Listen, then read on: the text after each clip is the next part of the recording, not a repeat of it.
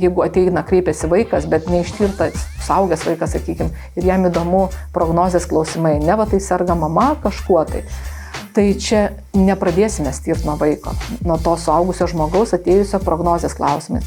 Aišku, mums reikia žinoti, kuo ta mama serga. Ir pirmiausia, ta prasme, objektas yra ištyrimo yra mama. Mama ar tėvas, priklausomai nuo to, pas ką yra klinikiniai požymiai.